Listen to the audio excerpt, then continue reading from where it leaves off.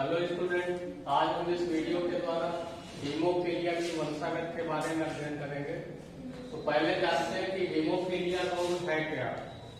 तो इसे हम ब्लीडर्स रोग भी कहते हैं और हीमोफीलिया रोग से ग्रसित व्यक्ति में अगर चोट लगती है तो फिर रक्त का थक्का नहीं बनता, या ये कहें कि चोट लग जाने के बाद रक्त जमता नहीं है, जिस कारण से लगातार रक्त बहने के कारण उसकी मृत्यु तक हो सकती है। यह एक प्रकार का कैसा रोग है? लिंग संलग्न रोग है।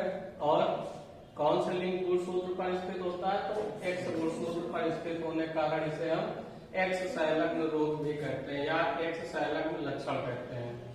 इसमें क्या होता है कि हीमोफिलिक लक्षण के जो जीन्स होते हैं वो अप्रभावी होते हैं और केवल एक्स गुणसूत्रों पर ही स्थित होते हैं। स्त्रियां जो होती हैं वो इस रोग की वाहक होंगी और अधिकांशतः ये रोग पुरुषों में पाया जाता है। स्त्रियों में इसकी संभावनाएं कम होती है, अगर होती है तो वो वाहक का कार्य करते हैं। अब अभी तक क्या है कि इस रोग का कोई भी उपचार संभव नहीं हो सकता है। केवल इसमें ज्यादा से ज्यादा हम रक्तदान यानी ब्लड डोनेट के द्वारा, अगर रोगी की कमी होती है शरीर में रोगी व्यक्ति में, तो उसे हम दूसरे से लेकर ब्लड डोनेट कर सकते हैं।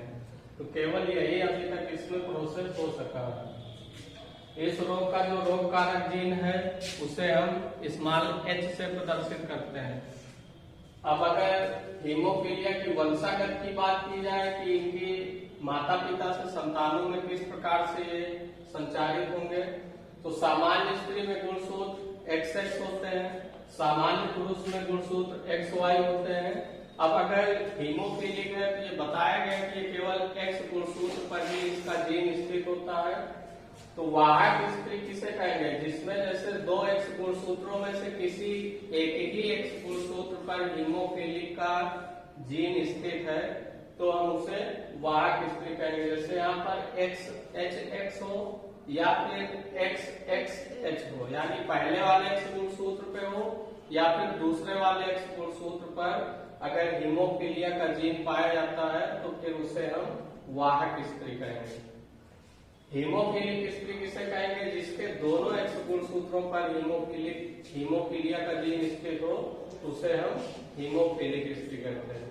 तो इस रोग का नाम क्या है? हीमोफीलिया। और इस रोग से जो ग्रसित व्यक्ति होता है उसे हम हीमोफीलिक कहते हैं। अगर पुरुषों की बात की जाए तो क्योंकि इसमें केवल एक ही X गुणसूत्र होता है और अगर उसमें रोग कारक जीन हीमोफीलिया का उपस्थित नहीं है तो उसे हम सामान्य पुरुष कहेंगे। और अगर X गुणसूत्र पर हीमोफीलिया का रोग कारक जीन उपस्थित है तो उसे हम हीमोफीलिक पुरुष कहेंगे। अब अगर इनकी संतानों में कैसे इसकी वंशागति होगी इसके बारे में जानते हैं, तो इसके लिए हम क्रॉस करवा के देखते हैं। जैसे मान लीजिए कि वाहक स्त्री और हीमोफीलिक पुरुष में उनकी संतानों में कैसी संभावनाएं होंगी।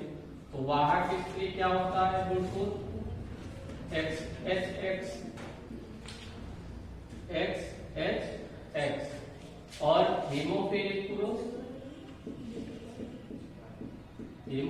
पुरुष में XHY।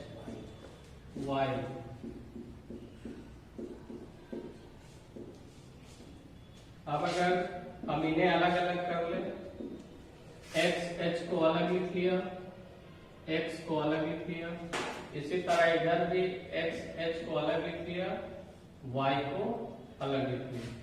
अब इनमें क्रॉस कराएंगे।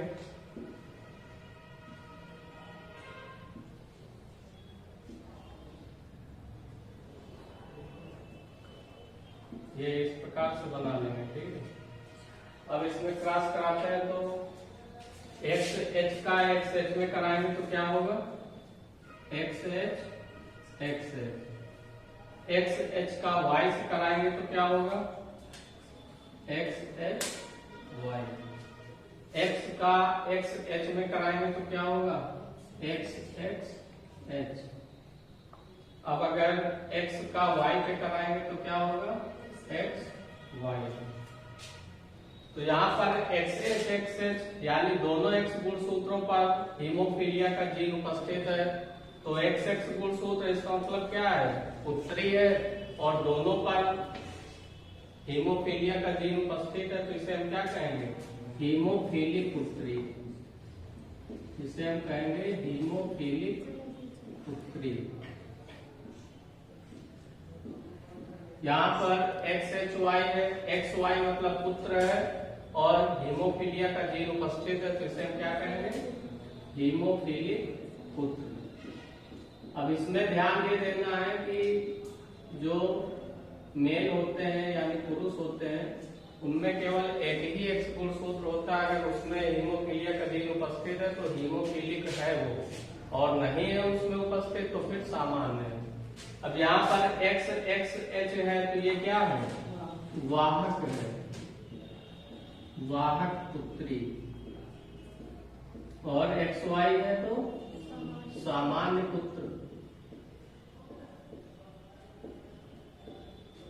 तो इस प्रकार से इसमें अगर पुत्रियों में देखा जाए तो 50% पुत्रियां हीमोफीलिक होंगी और 50% पुत्रियां वाहक होंगी, और अगर पुत्र की बात की जाए तो 50% पुत्र हीमोफीलिक होंगे और 50% पुत्र सामान्य होंगे। तो इस प्रकार से अगर देखा जाए तो वाहक स्त्री और हीमोफीलिक पुरुष की जो संतानें होंगी उनमें पुत्रियां हीमोफीलिक भी हो सकती है, वाहक भी हो सकती हैं, और पुत्र भी हीमोफीलिक भी हो सकते हैं और सामान्य भी हो सकते हैं। अब अगर बात की जाए कि सामान्य स्त्री और हीमोफीलिक पुरुष के बीच अगर हम क्रॉस कराते हैं तो क्या होगा, तो सामान्य स्त्री यहाँ पर लिख देंगे सामान्य स्त्री, सामान्य स्त्री के गुणसूत्र क्या होंगे, एक्स एक्स, और पुरुष क्या है, हीमोफीलिक, तो एक्स एच वाई, यहाँ पर भी एक्स एक्स हो जाएगा।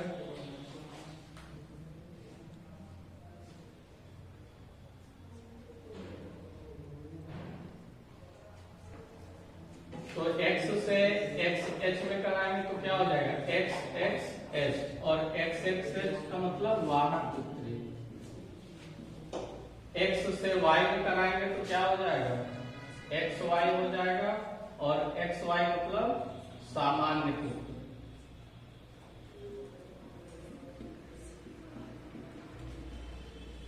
अब x से एक्स एच में कराएंगे तो एक्स एक्स एच यानी वाहक पुत्री, और x से y में कराएंगे तो क्या हो जाएगा, सामान्य पुत्री। तो इस प्रकार से अगर सामान्य स्त्री और हीमोफीलिक पुरुष में क्रॉस कराएंगे तो क्या हो जाएगा, पुत्रियां वाहक होंगी और पुत्र सामान्य होंगे। यहाँ पर पुत्र सामान्य क्यों है, क्योंकि पुत्र में जो यह रोग वंशागत होता है वो माँ से होता है, ठीक है, और माता यहाँ पर क्या है, सामान्य, इसलिए पुत्र सामान्य होते हैं।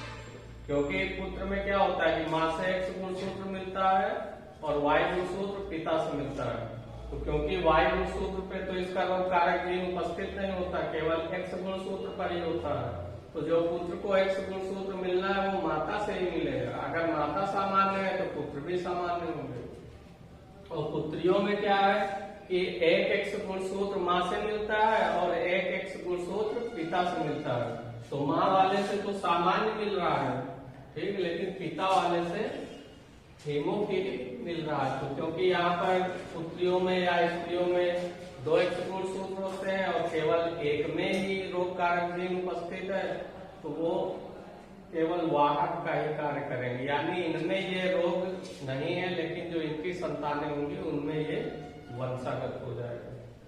तो इस प्रकार से हम जैसे हीमोफीलिक स्त्री और हीमोफीलिक पुरुष में भी क्रॉस करा सकते हैं। तो हीमोफीलिक स्त्री में क्रॉस कराएंगे तो हीमोफीलिक स्त्री में क्या होते हैं कुछ एक्स एच एक्स एच, तो यहाँ भी एच लिख देंगे, यहाँ पर भी एच।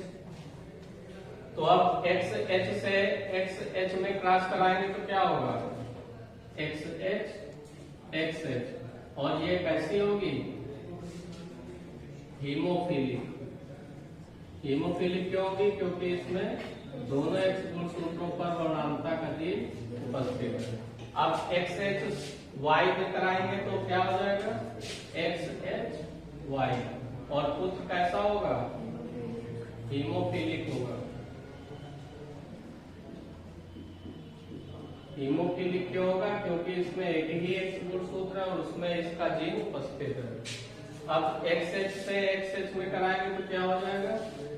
XH और कैसी होगी पुत्री? हीमोफिलिक होगी,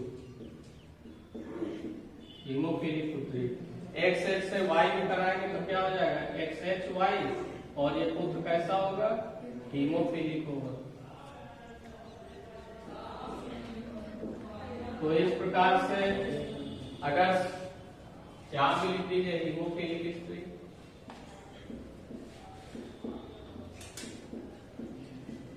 तो हीमोफिलिक स्त्री और हीमोफिलिक पुरुष के मध्य अगर क्रॉस कराते हैं तो उनकी संतानें भी क्या होंगी? सभी हीमोफिलिक होंगी, यानी सभी पुत्रियां भी हीमोफिलिक होंगी और सभी पुत्र भी हीमोफिलिक होंगे। तो अगर हीमोफीलिया रोग की बात की जाए तो ये है क्या? इसे हम लीडर्स रोग कहते हैं। और इसमें अगर मान लीजिए रोगी व्यक्ति है, उसमें चोट लग जाती है तो फिर उसमें रक्त का थक्का नहीं बनता है। ऐसे ही नॉर्मल तौर पे अगर देखा जाए कि थोड़ी सी भी चोट अगर शरीर में लगती है तो थोड़ी देर में ब्लड वहां पर जम जाता है और ब्लड जम जाएगा तो फिर रक्त का निकलना बंद हो जाता है। लेकिन जो इसका रोगी व्यक्ति होगा उसमें ऐसा नहीं होता, उसमें रक्त जमता नहीं या थक्का नहीं बनता और लगातार रक्त बहने के कारण जब शरीर से ज्यादा मात्रा में रक्त निकल जाएगा तो क्या होगा? उसकी मृत्यु तक हो सकती है। तो इस प्रकार से इस वीडियो में आज हीमोफीलिया के बारे में जाना है। अब इसके सभी जितने भी क्रॉस हो सकते हैं उसको हम करवाएंगे और